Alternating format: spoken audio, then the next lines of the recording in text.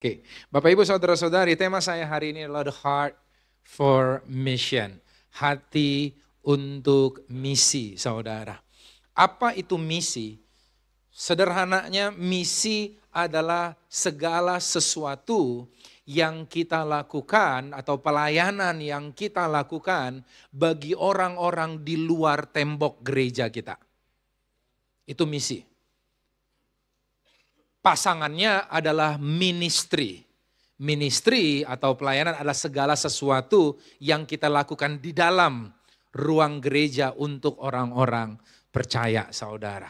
Nah, misi begitu pentingnya. Saya akan awali dari satu kisah, saudara. Saudara, konon ada sebuah cerita, saudara. Sebuah hikayat cerita.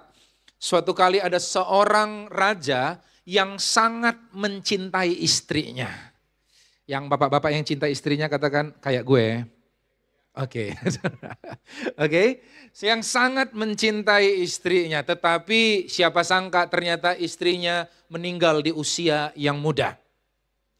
Saking cintanya sang suami ini, dia janji nggak kawin lagi dan berjanji. Mentang-mentang ada istri di samping.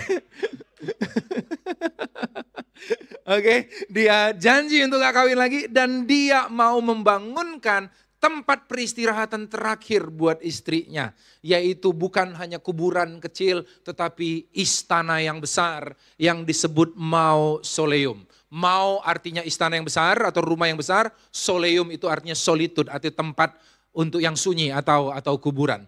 Jadi kuburan bentuk istana. Contohnya kayak gini lah saudara-saudara, kalau lihat ini adalah gambar dari sebuah istana yang sebenarnya fungsinya sebagai kuburan. Ada yang tahu ini apa? Taj Mahal yang ada di India, saudara ya. Kira-kira seperti itu dia mau bikin gitu, saudara. Lalu apa yang dilakukan sebagai tanda cintanya yang besar? Dia nggak mau main-main. Dia panggilkan arsitek terbaik dan seluruh perancang-perancang bangunan terbaik di negara itu, saudara. Dikumpulin, ditunjukin tornya, term of reference, pengen gini.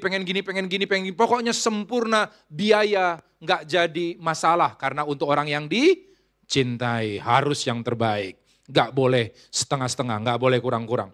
Akhirnya setelah begitu banyak revisi sana sini karena mau perfect, saudara. Akhirnya mulailah pembangunan. Pembangunan berjalan begitu lama. Karena sekali-sekali raja akan datang dan visit. Dan kalau ada yang dia lihat kurang disuruh bongkar gitu, saudara ya. Ulangi lagi, bongkar karena harus sempurna. Untuk orang yang dicintai harus yang terbaik. Singkat cerita, bangunan itu hampir selesai. Dan waktu mau finishing, raja inspeksi untuk terakhir kalinya. Dia masuk ke sebuah ruangan yang belum pernah dia lihat-lihat sebelumnya. Karena dia mau hari ini semua harus didatangin, semua harus dilihatin detail-detailnya. Begitu dia masuk sebuah ruangan yang gelap, saudara, tiba-tiba kakinya tersandung. Dan itu bikin biru kakinya, tulang keringnya. Dia tersandung sebuah peti yang berat dan besar. Dan tahu gak apa yang terjadi, saudara? Dia ngamuk-ngamuk, dia tendang itu peti dan dia panggil kontraktornya yang tanggung jawab dan mandor-mandor yang ada. Hei kalian kesini, apa ini? Waduh gak tahu raja, dari dulu, dari awal emang udah gitu, kita takut untuk mindahin. Lagi pula berat dan kayaknya itu bagus, itu bukan punya raja. Enggak, dia bilang gitu. Jadi kalau kalian gak tahu ini apa, ngapain ada di sini?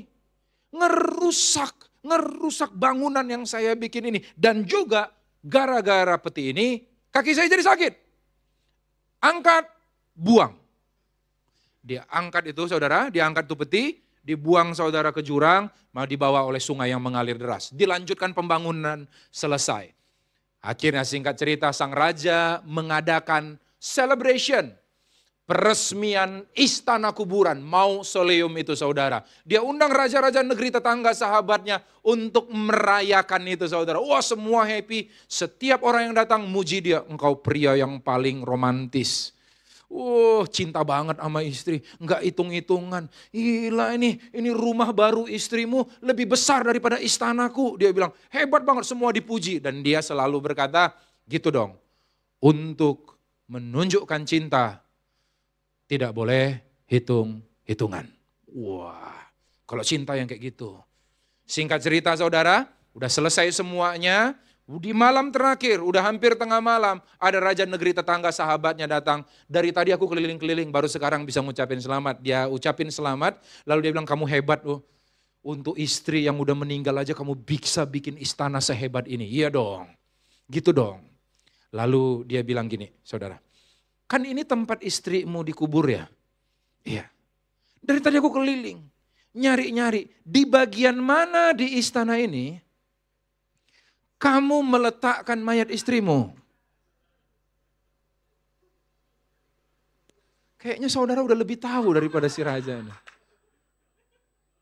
Dia agak bingung, rajanya bingung. Tunggu sebentar ya. Karena dia nggak tahu. Dia panggil arsitek. Di mana? Di mana? Istri saya. Istrinya udah mati. Iya, tapi di mana kamu letakkan tempat meletakkan mayat istri saya? Aduh, raja saya udah nggak kepikiran lagi. Karena dulu begitu banyak revisi. Semuanya untuk memberi yang terbaik buat istana ini. Lalu dia panggil mandor. Nah, kamu mandor, kamu kontraktor, kamu yang bangun, kamu yang langsung mengerjakannya. Di mana tempat meletakkan mayat istri saya? Dan kontraktornya nggak tahu. Setelah dia tanya semua yang terlibat dalam pembangunan nggak ada yang tahu. Akhirnya dia datang kepada raja negeri tetangga dan bilang, I lost my wife. Ku kehilangan istriku. Malam yang tadinya menjadi malam pujian bagi dia, akhirnya menjadi malam olok-olokan buat dia. Karena semua orang melihat ada seorang raja yang begitu bodohnya, membangun sesuatu dengan begitu kerja keras, begitu penuh gairah dan passion, tetapi kehilangan tujuan dia melakukannya. Coba lihat gereja Tuhan sekarang. Apa tujuan kita, anak-anak Tuhan dan gereja Tuhan, diberikan fasilitas yang begitu besar. Diangkat Tuhan begitu indah di posisi yang begitu tinggi. Bahkan Tuhan menyebut engkau milik kepunyaannya sendiri. Dibela, dijagai, diperlengkapi, diberkati saudara. Next, 1 Petrus 2 ayat 9 bilang gini, kita baca sama-sama. Tetapi kamulah apa? Bangsa yang terpilih. Imamat yang rajani, bangsa yang kudus, umat kepunyaan Allah sendiri. Begitu besar predikat yang diberikan Tuhan bagi kita. Tujuannya apa? Supaya, kata supaya bicara tentang tujuan. Supaya kamu memberitakan perbuatan-perbuatan yang besar dari Dia, yang telah memanggil kamu keluar dari kegelapan kepada terangnya yang ajaib. Dengan kata lain, kalau saudara tanya, kenapa Tuhan bawa engkau keluar dari kegelapan? Tarik dengan tangannya yang kuat dari kegelapan kepada terang yang ajaib. Tujuan cuma satu, supaya engkau memberitakan perbuatan-perbuatan yang besar dari Dia. Atau dengan kata lain saya katakan, misi. Tuhan panggil kita. Tapi kita terlalu sibuk kalau mau. Minta maaf, saya nggak mau mendikotomikan bahwa pelayanan nggak penting. Tetapi coba lihat hati kita. Seringkali kita untuk pribadi yang kita cintai Tuhan. Oh, drum harus yang high end yang paling tinggi. Lighting harus yang terbaik. Pelayanan harus yang wah. Sampai engkau bergeser. Dari ingin menunjukkan cinta kepada Tuhan. Jadi ingin membuat orang yang hadir terkesan.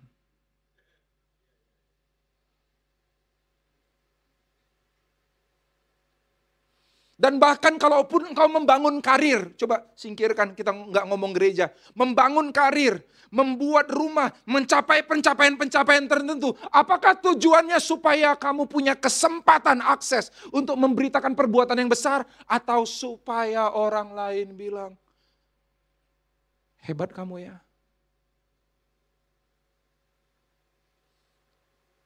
Apa tujuan kita?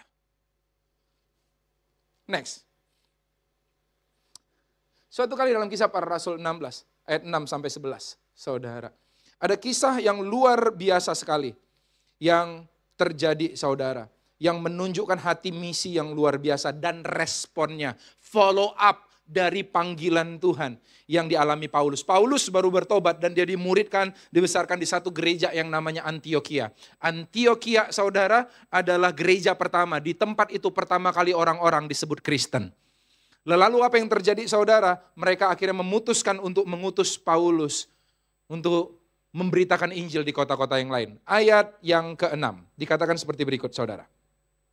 Mereka melintasi tanah Frigia dan tanah Galatia karena Roh Kudus mencegah mereka untuk memberitakan Injil di Asia, saudara. Jadi ternyata, saudara, tadinya dari Antioquia, ini di Timur Tengah, sebenarnya mereka mau ke timur, ke Asia, pengen ketemu saudara. Jadi saudara itu ada di hatinya Paulus sebenarnya. Mereka pengen ke Asia, tapi Roh Kudus melarangnya. Next, saudara. Dikatakan di ayat 7, dan setibanya di Misia, jadi mereka terus, karena nggak bisa ke kanan, terus Misia, mereka mencoba masuk ke daerah Bitinia, ke daerah Asia lagi, saudara. Tetapi Roh Yesus tidak mengizinkan mereka. Setelah melintasi Misia, mereka sampai di Troas, sampai di satu tempat, saudara.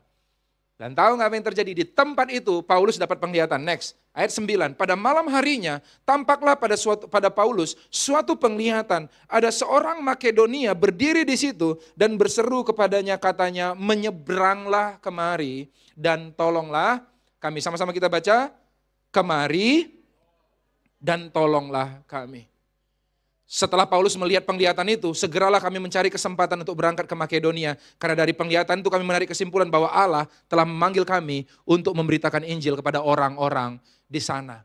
So, hati Paulus sebenarnya dia udah punya plan, punya rencana pengen ke Asia. Tetapi Tuhan membelokkan rencananya, saudara. No, aku punya rencana. Jalanmu bukan jalanku. Rancanganmu bukanlah rancanganku. Sejauh langit dari bumi, demikian tingginya jalanku dari jalanmu. Dan sejauh langit dari bumi, demikian juga rancanganku dari rancanganmu. Dan katakan, yuk aku belokkan ya. Dan begitu mereka ngelihat untuk meneguhkan panggilan itu. Saudara, dalam penglihatan Paulus melihat, kemarilah, tolonglah kami. Di sini kita ngelihat, saudara, ada panggilan yang besar. Dari mana? Dari jiwa-jiwa. Ada Tuhan meletakkan jiwa-jiwa di seberang sana yang punya kebutuhan besar dan memanggil, kemari tolonglah kami. Kemari tolonglah kami. Saya nggak tahu apakah saudara pernahkah ngedapatin orang yang berkata tolong kami. Atau di saat engkau ngelihat sesuatu keadaan dan engkau benar-benar prihatin. Engkau pengen banget menolong. Engkau pengen banget beritaan kerajaan Allah. Pengen banget melayani di sana. Seolah-olah mereka lagi ngomong, kemari tolonglah kami. Coba kita lihat Indonesia, saudara. Keadaannya, saudara. Next. Bila dunia terdiri dari 100 orang, ini belum Indonesia, nanti dijelaskan. Keren banget tadi presentasi tentang kebutuhan misi, saudara. So sekarang dunia itu 50 pria, 50 wanita, kalau 100 orang, saudara. Jadi kalau zaman dulu orang bilang banyakkan perempuan daripada laki-laki. Makanya laki-laki sombong gitu ya. Wow, boleh istri 3. Kagak, saudara. Sekarang udah 50-50. Nggak usah pakai alasan lagi ya. Oke, 50-50. 25 usia 0 sampai 14. 65 usia 15 sampai 44 tahun. Itu adalah orang-orang remaja dan pemuda, saudara. Di mana ada buku David Kinnaman menulis bersama Barna Research, dia bilang gini, sekarang anak-anak muda gak tertarik lagi sesama dengan kekristenan. Mereka meninggalkan gereja, katanya, kata orang-orang pendeta-pendeta. Tetapi setelah mereka lakukan survei kepada anak-anak remaja usia 15 sampai 44 sampai pemuda itu, tahu gak apa yang terjadi, saudara? Mereka ngedapati bahwa anak-anak muda yang gak mau ke gereja itu bukan bilang mereka meninggalkan gereja. Mereka balas kepada pendeta-pendeta itu dan berkata, bukan kami yang meninggalkan gereja. Gereja yang meninggalkan kami. Dengan apa? Dengan menyediakan pelayanan yang tidak relevan dengan kami. Itu ladang misi, mereka tribe sendiri, suku sendiri, saudara. Dan saudara bisa ngelihat, ada 12 berbicara bahasa Cina, saudara. Dan cuma 5 bahasa Inggris. Jadi kalau saudara mau belajar bahasa Cina lah. Udah lebih penting, saudara. Lebih banyak orang bahasa Cina daripada bahasa Inggris sekarang. Saudara, Dan banyak, ada 48 hidup dengan pendapatan kurang dari 35.000 per hari. 48% penduduk dunia hidup dengan kurang dari 35.000 per hari, saudara. Nggak nyampe 1 gelas kopi, saudara ya. 11 kurang nutrisi, 29 konsumsi makanan tidak layak, 1 menghidap HIV, AIDS, dan 3 long COVID, dan lain sebagainya, saudara. Next, dan lebih lagi ceritanya, Nations Geo Population mengungkapkan per hari ini, saudara, 166.000 kematian per hari. Dan kalau kita konsisten tadi bahwa jumlah orang Kristen, dan kita percaya orang Kristen yang percaya itu kembali yang mendapatkan hidup yang kekal, berarti hanya 30% dari 166.000 ini yang punya keyakinan keselamatan, saudara. Kemana yang lain semua? Kemana mereka? Dan mungkin 70% yang tidak mengalami hidup yang kekal seperti iman kita. Jangan-jangan dia adalah saudaramu. Orang-orang terdekat denganmu. Karyawanmu. Partner bisnismu. Atau mungkin anakmu. Atau mungkin orang tuamu. Gak jauh. Gak jauh. Next. Jadi apa respon kita, saudara? Kita dipanggil dari berbagai sisi. Pertama kita dipanggil next, yang pertama dari sorga. Sorga memanggil suatu kali Yesaya, dia melihat, diizinkan Tuhan melihat sorga. Dan dia ngerasa najis banget, aku ini orang yang najis bibir dan tinggal di bangsa yang najis bibir. Dia bilang, lalu Tuhan menjamah dia, menyucikan dia. Dan setelah dia disucikan dan dikuduskan, dia nguping pembicaraan di sorga. Bukan untuk dia, sebenarnya untuk semua orang. Dikatakan, siapakah yang mau pergi untuk aku? Siapakah yang akan aku utus? Maka sahutku, Yesaya dengan cepat bilang, it's me. Dia voluntarily, dia secara sukarela bilang, ini aku, utuslah aku Tuhan. Sorga memanggil, Yesaya ngejawab. Tapi bukan cuma sorga, next. Ternyata saudara nggak akan jarang dengar ini, neraka ternyata manggil juga. Suatu kali Yesus kasih perumpamaan, ada orang kaya dan Lazarus. Orang kaya hidupnya hedon selama di bumi, Lazarus hidupnya menderita. Dan waktu mereka mati, satu masuk namanya Firdaus, pangkuan Abraham, yaitu si Lazarus yang orang miskin itu. Dan orang kaya masuk di dalam yang namanya alam maut atau Hades. Dan tahu nggak apa yang terjadi, saudara? Orang kaya itu dari tempat yang panas itu bilang kepada Bapak Abraham, suruh Lazarus itu untuk pergi ke rumahku. Karena masih ada 5 saudaraku yang belum percaya. Orang neraka aja, biasanya kan orang kalau lagi susah pengennya rame-rame. Supaya happy ya. Orang neraka aja nggak pengen orang lain masuk sana.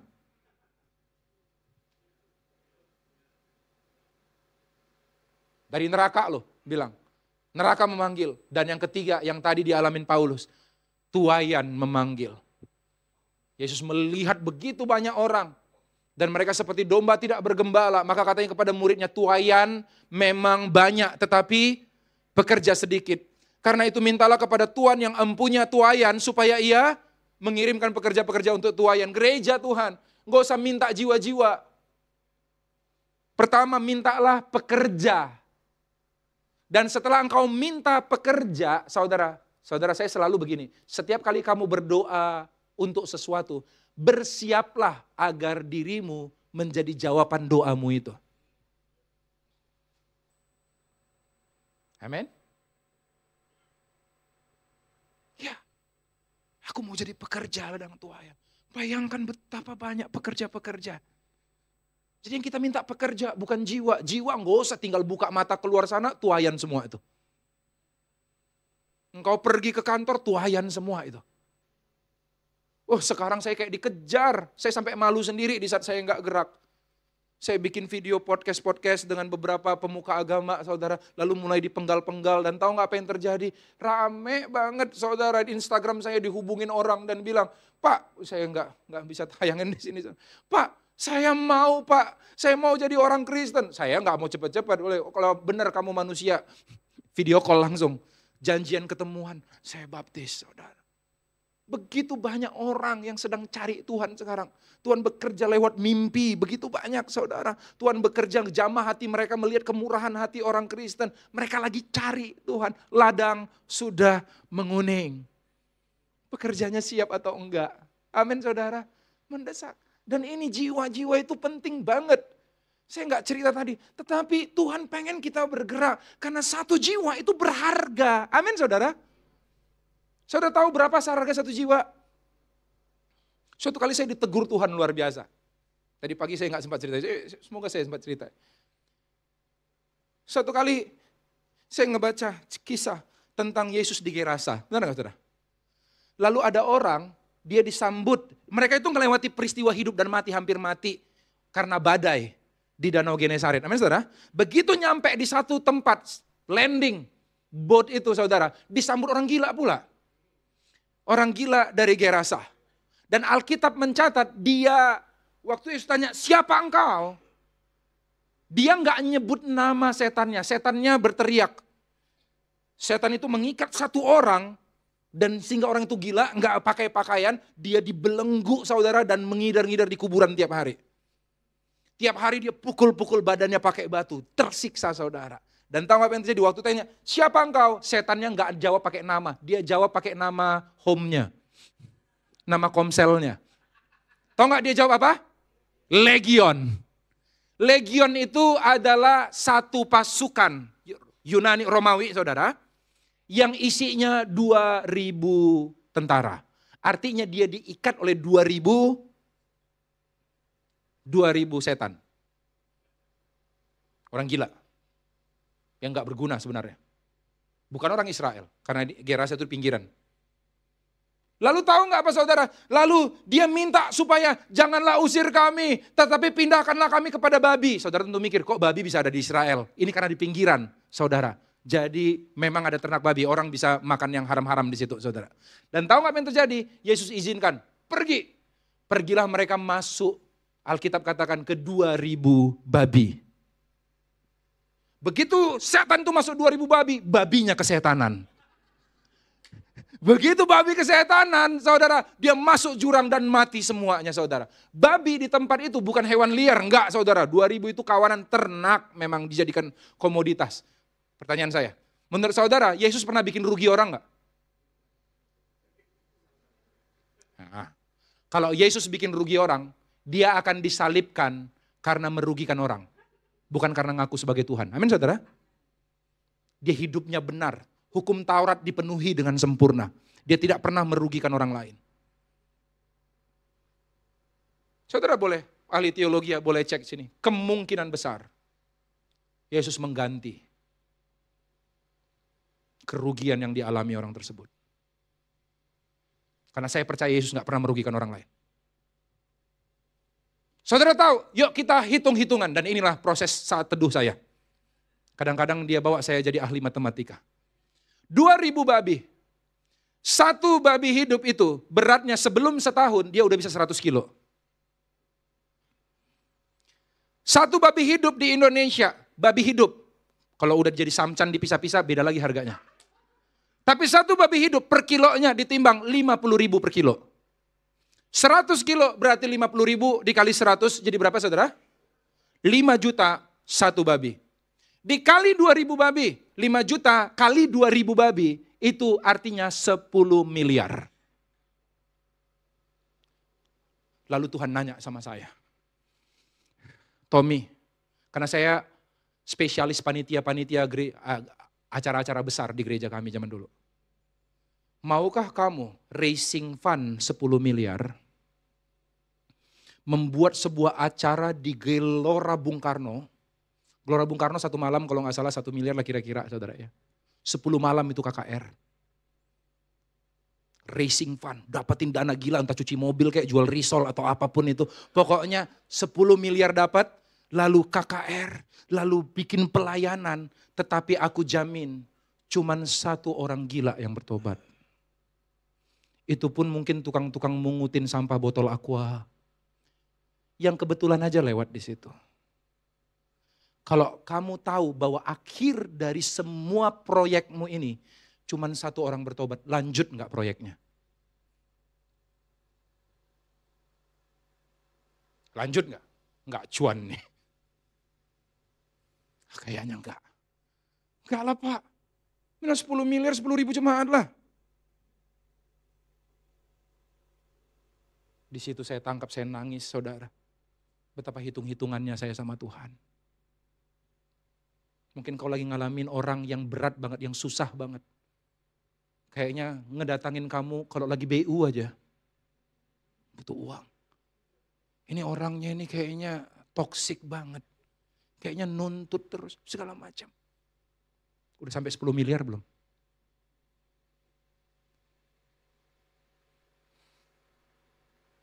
Saat itu saya tahu betapa besar hati Tuhan bagi jiwa-jiwa. Begitu berharganya. Yang ngerti katakan amin saudara. Apa hanya karena keuangan, engkau enggak anggap engkau bukan anakku lagi. Hanya masalah keuangan, kalian rebut warisan, enggak lagi adik kakak lagi. Sampai engkau kehilangan kesempatan untuk memberitakan perbuatan Tuhan yang besar. Hanya karena itu. Aku harap kita dapatin ini. Next. Apa responnya? Next. Respon dari Paulus. Setelah dia mendengar orang yang memanggil, kemari tolonglah kami, dia ngelihat kebutuhan yang besar. Jadi dengar baik-baik, Tuhan memanggil engkau, mungkin bukan dengan suara audible di telingamu yang berkata, anakku pergilah ke Afrika. Enggak kayak gitu mungkin suaranya. Bentuk panggilan Tuhan adalah orang, engkau melihat kebutuhan. Amin saudara. Ada orang yang butuh ditolong, itu panggilan Tuhan. Dan sikap pertama yang dimiliki oleh Paulus adalah setelah Paulus melihat penglihatan itu, segeralah kami mencari kesempatan untuk berangkat ke Makedonia. Karena dari penglihatan itu kami menarik kesimpulan bahwa Allah telah memanggil kami untuk memberitakan Injil kepada orang-orang di sana. Yang manggil dalam penglihatan itu siapa? Orang apa Tuhan saudara? Orang yang memanggil, orang yang membutuhkan memanggil. Tetapi Paulus berkesimpulan itu Tuhan yang memanggil. Itu namanya peka. Tanggap. Ada 3 up. Biar saudara gampang ngingatnya. 3 up yang menjadi respon Paulus terhadap panggilan Tuhan. Kalau engkau pengen jawab panggilan Tuhan, jadilah orang yang tanggap. Tanggap itu sensitif, peka, lihat kebutuhan. Suatu kali, next, ada Kapten Budi Suhardi saudara. Kami undang ke gereja dan dia cerita kesaksiannya yang luar biasa. Dia adalah CNN Heroes saudara. Jadi kita setiap tahun itu mengadakan yang namanya Mission Week saudara. Di mana kita gerakkan untuk misi. Seperti yang saudara lakukan sekarang saudara. Suatu kali dia cerita Kapten Budi Suhardi saudara. Dia adalah pilot SQ saudara. Pilot dari Singapore Airlines. Dan dia benar-benar banyak prestasinya saudara. Dan tahu gak apa yang terjadi di tengah mereka mau liburan. Karena hidupnya begitu nyaman. Mereka mau liburan ke Eropa bareng keluarganya. Di tengah-tengah makan malam persiapan mau liburan. Tahu gak apa yang terjadi? Mereka lihat di TV. Ternyata saat itu tahun 1999 bahwa Timor Leste pisah dari Indonesia. Begitu pisah, begitu banyak orang-orang yang mau joinnya ke Indonesia saudara. Mereka singgah di perbatasan di Kupang saudara. Dan dia lihat banyak banget anak-anak yang gak punya makanan.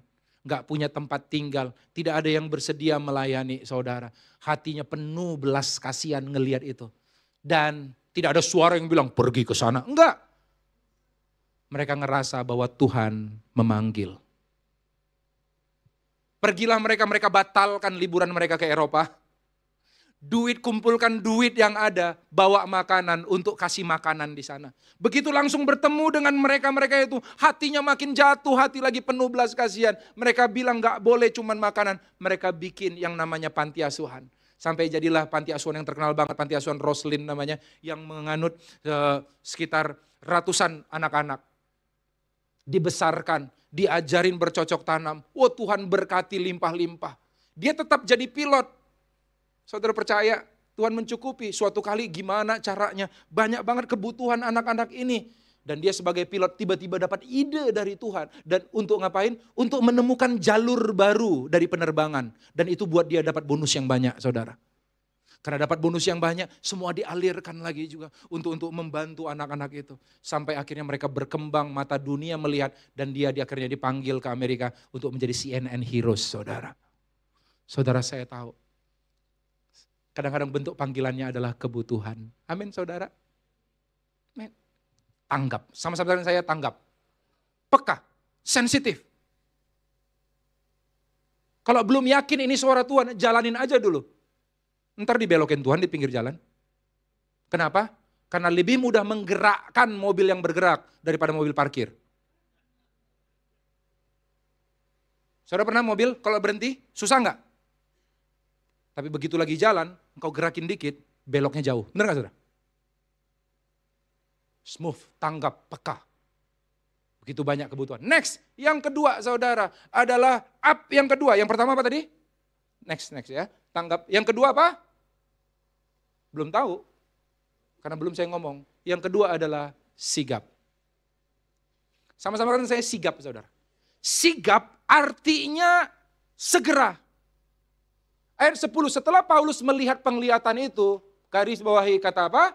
Segeralah kami mencari kesempatan untuk berangkat ke Makedonia. Karena dari penglihatan itu kami menarik kesimpulan bahwa Allah telah memanggil kami untuk memberitakan Injil kepada orang-orang di sana. Sigap, begitu engkau mendengar panggilan, begitu Tuhan menggerakkan belas kasihan di hatimu akan kebutuhan orang. Sigaplah langsung bertindak. Kenapa? Karena Tuhan lagi panggil. Dan kalau Tuhan mengungkapkan kebutuhan seseorang kepadamu, pastilah tujuannya bukan pengen menggosip. Kamu lihat itu tetanggamu, dia udah 3 hari gak makan ya. Kira-kira Tuhan mengungkapkan itu di hatimu tujuannya buat apa? Buat engkau ngegosip, 3 hari kurang ajar banget ya Tuhan ya. Kenapa gak kerja lebih sungguh? Kira-kira Tuhan mengharap responmu seperti itu? Enggak. Tuhan ungkapkan pasti tujuannya untuk apa? Untuk melibatkan engkau dalam sebuah pelayanan. Sigap. Kenapa? Karena kehendak Tuhan ada masa expirednya. Yang benar Pak? Iya. Ada masa expirednya. Bukankah Tuhan yang selalu memberi kesempatan kedua? Enggak selalu. Aku cerita. Waktu itu aku lagi kuliah. Kuliahku, saya kerja di Slipi di kantor gereja, saudara. Saya kuliah ngambil S2 di Harvest di Karawaci. Saat itu saudara masih pintu gerbangnya di Karangtengah. Wah itu macetnya parah banget, itu bisa sampai Slipi itu saudara. Macetnya. Jadi saya bekerja dari pagi sampai sore, malamnya kuliah malam, blok sistem di sana saudara. Capeknya minta ampun, capeknya. Ngambil kuliah teologi lagi saudara. Lalu suatu malam saudara, begitu udah nyampe di sana, dengan sisa-sisa tenaga yang ada, saya lagi belajar, tiba-tiba saya dapat saat itu masih SMS saudara. Dari saudara saya. Lalu dia bilang gini, karena dia taunya cuma saya pendeta yang dia kenal, saudaranya. Dia bilang, Tommy, tolong doakan saya ya. Kepala saya kayaknya mau pecah, sakit sekali. Kalau dia sampai ngubungin saya berarti itu benar-benar penting karena jarang-jarang dia hubungin saya.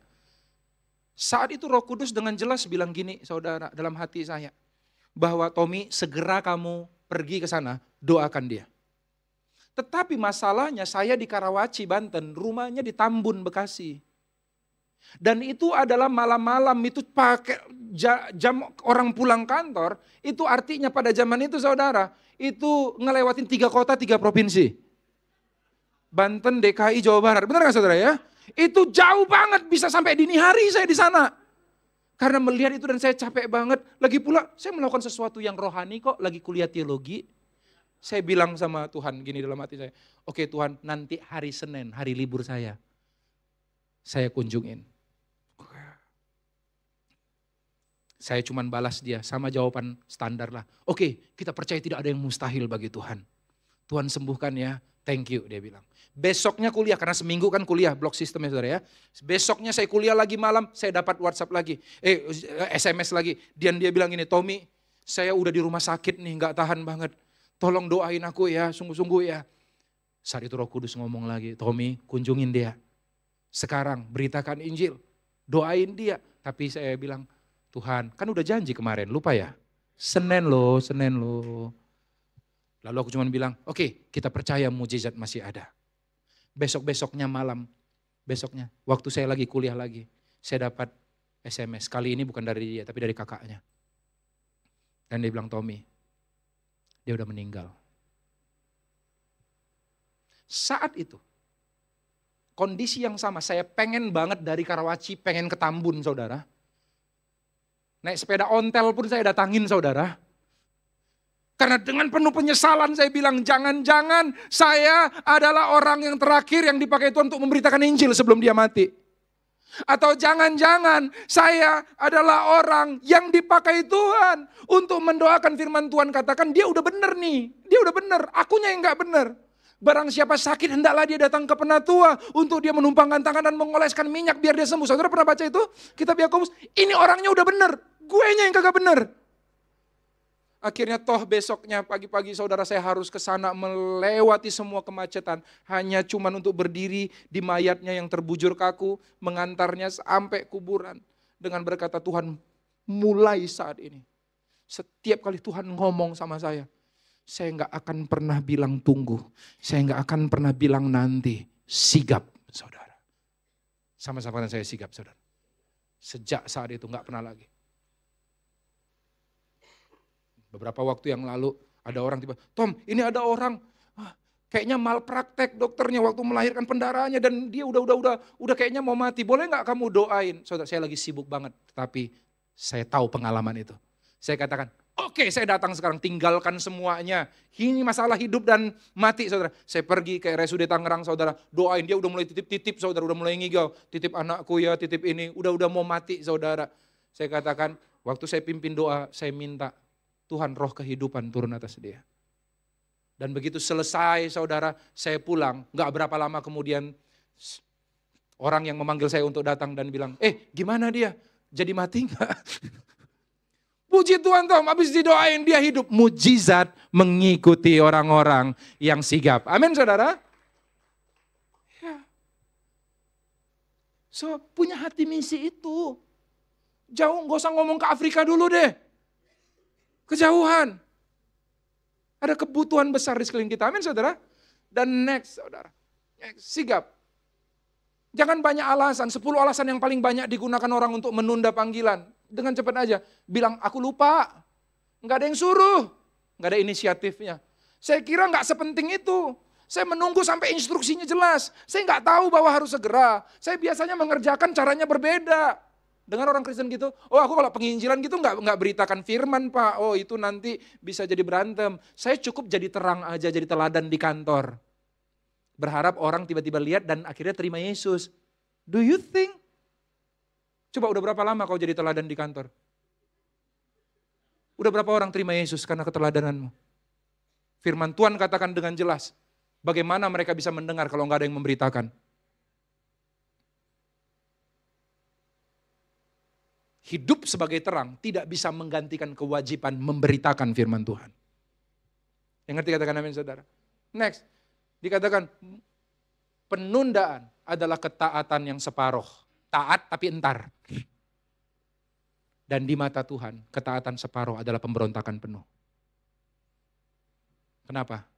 Karena kehendak Tuhan selalu datang dengan kemasan yang ada masa expired-nya.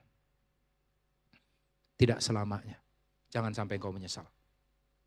Setiap kali Tuhan melibatkan kita dalam satu pekerjaan pelayanan, itu adalah sebuah kehormatan. Amin saudara. Next, yang terakhir. Di bagian ayat 11. Lalu kami bertolak dari Troas. Langsung berlayar ke Samotrake. Keesokan harinya tibalah kami di Neapolis. Dari situ kami ke Filipi. Tahu saudara Filipi itu tempat di mana Paulus akhirnya dicambukin dan dipenjara saudara di bawah tanah. Kota pertama di bagian Makedonia ini, suatu kota perantauan orang Roma. Di kota itu kami tinggal beberapa hari saudara. Saudara, saat itu saudara, Paulus nggak begitu peduli berapa jumlah orang yang percaya. Yang dia lakukan adalah apa saudara? Setia. Kenapa? Next, karena Tuhan memanggil kita untuk setia. Next, kemanapun Tuhan mau belokin, God didn't call me to be successful. He called me to be faithful. Tuhan itu nggak panggil kita untuk sukses kok. Dia panggil kita untuk setia. Waktu dia panggil Yesaya, dia udah janji wanti-wanti sama Yesaya. Yesaya, aku akan memakai engkau jadi nabi bagi Israel. Engkau akan berteriak kencang-kencang tapi Israel nggak akan dengar. Engkau akan mengatakan firman Tuhan tapi mereka akan mengeraskan hati. Dengan kata lain Tuhan udah bilang sama Yesaya, gue panggil lu jadi nabi, lu beritakan firman. Tetapi yang gue janjikan cuma satu, kegagalan. Kalau kita anggap bahwa ukuran kesuksesan itu adalah dengan banyaknya orang yang menerima pelayanan kita. Tetapi enggak. Ukuran dari sebuah pelayanan adalah kesetiaan.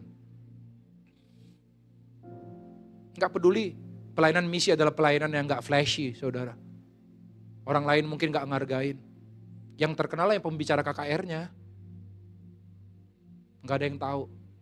Tetapi setiap jerih lelah, dana, daya, doa yang kau tabur, air mata, enggak pernah sia-sia. Enggak pernah sia-sia. Waktu engkau masuk ke sorga nanti, akan ada banyak banget orang yang akan menyalam dan memeluk engkau. Dan berkata, makasih buat segala yang udah kamu tabur. Kamu gak kenal dia. Kenapa? Karena engkau hanya menabur lewat doa saat itu. Tetapi doamu menjangkau dia. Engkau gak kenal dia karena yang kau tabur mungkin dana. Tapi ternyata danamu membawa dia kenal Tuhan. Amin. Next. Sehingga, next.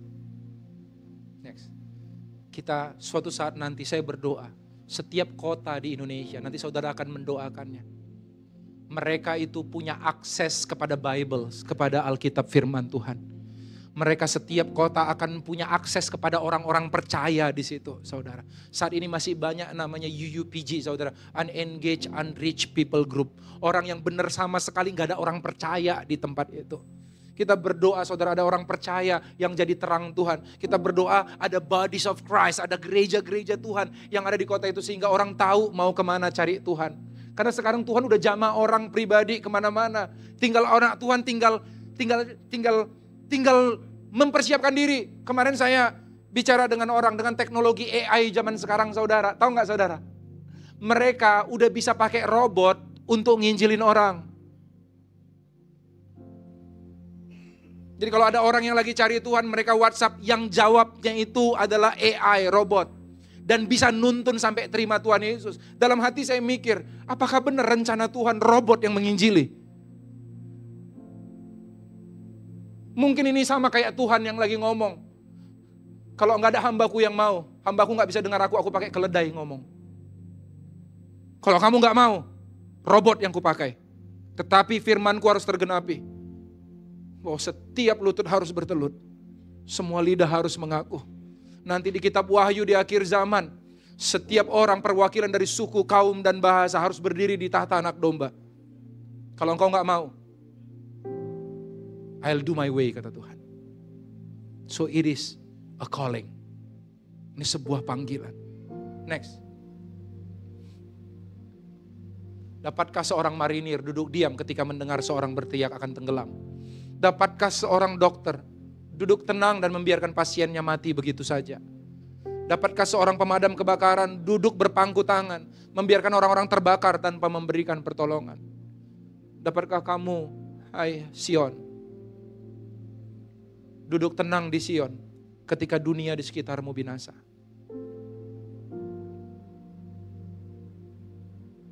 Next. Saat itu, saya udah mau akhir. Saat itu, William Carey, penginjil terkenal, saat itu dia terkenal karena pelayanan di India. Tapi sebelum dia pelayanan ke India, dia diutus dari satu gerejanya untuk menginjili di India, satu tempat yang begitu tidak terselami bagi mereka. Begitu banyak orang martir hamba Tuhan di sana. William Carey sebelum dia pergi ke India, para majelis gerejanya berkumpul. Kayak saudara ini ngumpul semua di sini. Lalu ada seorang sahabat dari William Carey, saudara, di tahun 1793, namanya Andrew Fuller. Lalu dia berkata kepada seluruh jemaat, William Carey sahabat kita akan pergi untuk misi ke India. Saya membayangkan William Carey dan timnya bagaikan seorang penambang yang ingin lompat ke bawah tambang karena di bawah sana begitu banyak emas, begitu banyak harta di bawahnya dan mereka mau menambang itu. Tetapi mereka butuh ada orang yang megang tali supaya mereka lompat ke bawah. Lalu dia bilang gini, seakan-akan William Carey berkata, I will go down, aku akan turun ke bawah, if you will hold the rope. William Carey lagi bilang, misionaris-misionaris kita, pelayan-pelayan kita yang pergi terjun di lapangan, berkata seperti begini, aku akan pergi ke sana, tapi aku gak bisa sendiri. Aku akan terjun kalau engkau yang pegang talinya. Lalu Andrew Fuller bilang gini kepada seluruh jemaat dan kepada William Carey, dia katakan, as long as we live, sepanjang kami hidup, selama kami masih bernafas, we will not let go the rope. Kami gak akan lepaskan talinya. Go with peace. Setiap orang punya bagiannya masing-masing. Next, mungkin engkau memegang talinya dengan cara, next, doa. Itu cara yang paling sedikit yang bisa kita berikan, tetapi dampaknya besar sekali. Mungkin D yang kedua, mungkin bisa dengan daya. Engkau berikan skillmu. Apa yang bisa aku berikan untuk bawa orang kenal Tuhan? Kamu gak pernah tahu gimana ternyata skillmu, talentamu, passionmu bisa dipakai Tuhan. Atau mungkin engkau bisa berikan yang namanya dana. Biar ada orang yang pergi. Sama-sama kita bangkit berdiri. Yesus. Next. Maukah kamu memegang talinya? Supaya apa? Ini visinya, next. Supaya di dalam kitab Wahyu dikatakan, suatu saat nanti kita akan melihat ada orang dari suku, kaum, dan bahasa. Orang, the multitudes. Orang yang tidak terhitung banyaknya. Berdiri di hadapan anak domba. Mereka memuji dan menyembah Tuhan. Semua karena engkau pegang talinya. Hai jemaat Tuhan. Savior, He can move the mountains. My God is mighty to save. He is mighty to save. Forever, author of salvation. He rose and conquered the grave. Jesus conquered the grave. Savior, He can move the mountains. My God is mighty to save. He is mighty to save. Forever, author of salvation. He rose and conquered the grave. Jesus conquered the grave. Come on, sing it, Savior. He can move the mountains. Dia sanggup menyelamatkan dengan sempurna setiap orang yang berseru kepadanya. Tapi bagaimana mereka dapat berseru bila mereka tidak mendengar, tidak ada yang memberitakan. So, shine your light, shine your light and let the whole world see. We're singing for the glory of the risen.